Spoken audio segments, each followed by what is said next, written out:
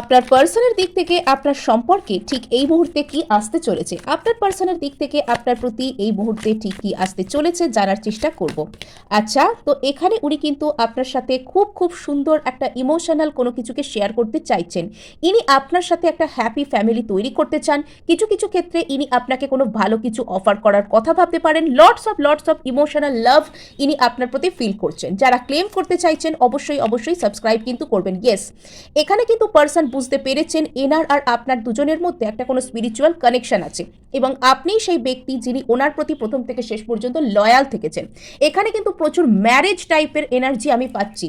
সম্ভাব্য ক্ষেত্রে যাদের ম্যারেজ পসিবল তাদের মধ্যে ম্যারেজ ফিক্স হওয়া, একে অপরকে কমিট করা, বা যারা ম্যারেজের মধ্যে একটা ছন্দ খুঁজছেন তারা কিন্তু সেটা ফিরে পাওয়া, এটা কিন্তু আসতে পারে।